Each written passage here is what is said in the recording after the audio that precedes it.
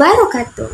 Hai semuanya, welcome back to my YouTube channel. Ketemu lagi dengan saya, Karina Desi Sabaranita. Saya dari kelas 2023B, jurusan Pendidikan Bahasa dan Sastra Indonesia, Fakultas Keguruan dan Ilmu Pendidikan Universitas Riau.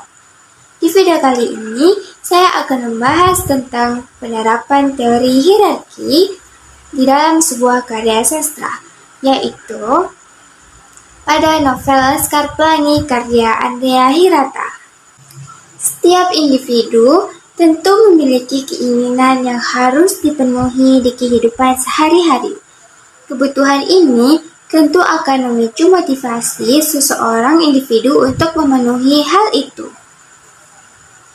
Dalam pemenuhan kebutuhan ini, ada satu teori yang terkenal, yakni teori hierarki Maslow yang dicetuskan oleh Abraham Maslow. Di video kali ini, saya akan menjelaskan tentang yang pertama, yaitu pengertian teori hierarki kebutuhan Maslow. Sebelum kita mengetahui definisi dari teori hierarki ini, mari kita jabarkan dulu, apa sih itu hierarki? Nah, jadi hierarki adalah suatu tingkatan atau susunan, dan Maslow menjelaskan bahwa manusia harus memenuhi kebutuhannya yang paling rendah terlebih dahulu sebelum naik ke tingkat yang lebih tinggi, sampai ia bisa mengaktualisasikan dirinya. Dengan kata lain, manusia tidak akan bisa mencapai kebutuhan yang paling tinggi tanpa menyelesaikan kebutuhan yang paling rendah. Misalnya adalah kebutuhan sandang pangan. Jadi, pada dasarnya itu, manusia akan memenuhi dulu kebutuhan makanan dan pakaiannya untuk hidup sebelum naik ke tingkatan kebutuhan yang lebih tinggi, seperti kebutuhan keamanan, kesehatan, dan sebagainya. Yang kedua, saya akan membahas teori hierarki kebutuhan Maslow ini dalam novel Laskar Pelangi karya Andrea Hirata. Di dalam novel Laskar Pelangi ini, tokoh aku sebagai salah satu tokoh utama menggambarkan kisah nyata tentang arti perjuangan.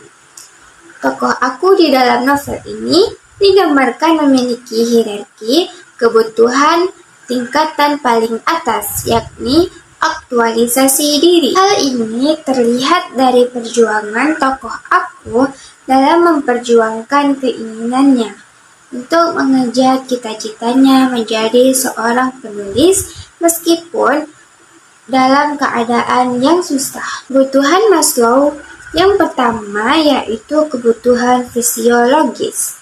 Kebutuhan fisiologis ini bersifat homeostik, yaitu usaha untuk menjaga keseimbangan unsur-unsur fisik. Contohnya yaitu makan, minum, gula, garam, protein, serta kebutuhan istirahat dan seks. Ketika bangun pagi, tokoh aku membutuhkan tenaga untuk menjalankan aktivitasnya sehari-hari, yaitu pergi sekolah. Oleh karena itu, tokoh aku sarapan pagi hari bersama keluarganya. Selain kebutuhan untuk makan dan minum, rasa lapar dan haus yang dirasakan ketika bangun tidur membuatnya berusaha untuk memenuhi kebutuhan paginya, yaitu dengan sarapan pagi. Hal tersebut dapat dilihat pada kutipan berikut. Kutipan tersebut menunjukkan keinginan tokoh aku untuk memenuhi kebutuhan makan dan minum, yaitu dengan sarapan. Yang kedua, yaitu kebutuhan keamanan. Kebutuhan keamanan ini sudah muncul sejak bayi, yaitu dalam bentuk menangis dan berteriak ketakutan karena perlakuan yang kasar atau karena perlakuan yang dirasa sebagai sumber bahaya. Anak-anak akan merasa lebih aman berada dalam suasana keluarga yang teratur. Tokoh aku mendapatkan rasa aman dengan berlari mencari perlindungan ke rumah penduduk ketika mengetahui berita kunjungan burung pelintang pulau menyebar ke kampung, pertanda di laut sedang terjadi badai hebat, atau angin puting beliung ketika mereka pergi berkemah ke pantai Pangkalan Punai.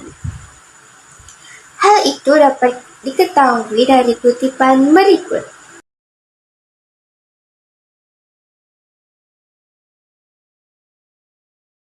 Kutipan tersebut menunjukkan tokoh aku mendapat perlindungan dengan cara ia berlari ke rumah penduduk karena tokoh aku percaya malamnya akan ada angin bertiup yang sangat kencang. Yang ketiga, yaitu kebutuhan akan cinta dan untuk dimiliki. Ada dua jenis cinta dewasa, yakni di love and beloved. Di love ini adalah cinta yang mementingkan dirinya sendiri, atau lebih memperoleh daripada memberi. Tokoh aku dapat memenuhi kebutuhan akan cinta dan untuk dimiliki ini dengan baik. Hal ini dapat dilihat dari kutipan berikut.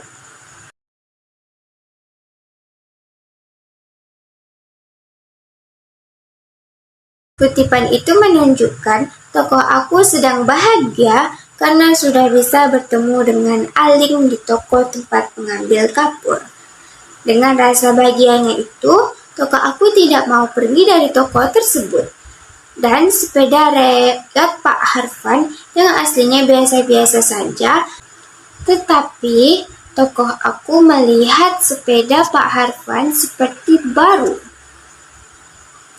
Yang keempat yaitu kebutuhan akan penghargaan. Ada dua jenis harga diri, yakni menghargai diri sendiri dan mendapat penghargaan dari orang lain. Tokoh aku memiliki kebutuhan-kebutuhan tersebut seperti yang tertera pada kutipan berikut.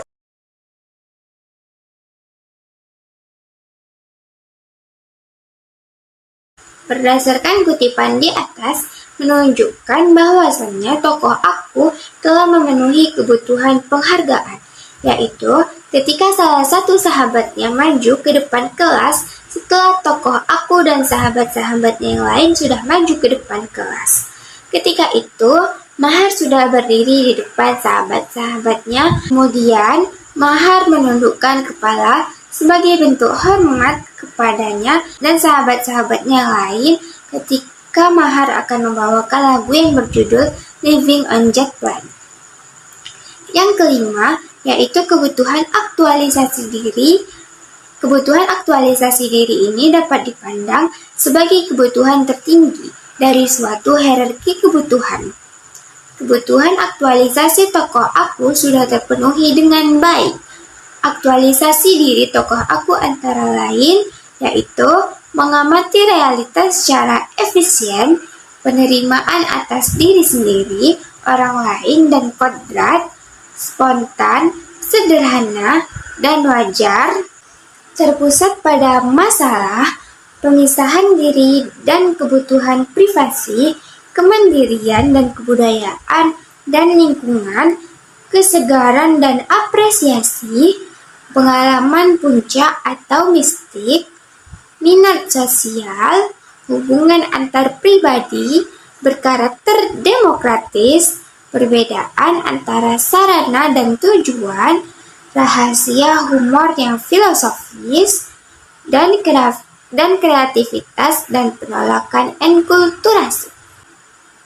Rasa humor yang filosofis, kreativitas, dan penolakan enkulturasi.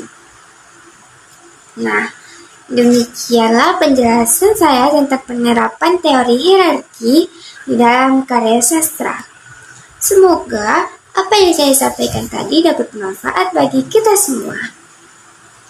Saya akhiri. Assalamualaikum warahmatullahi wabarakatuh. Bye-bye semuanya. Sampai jumpa di video selanjutnya.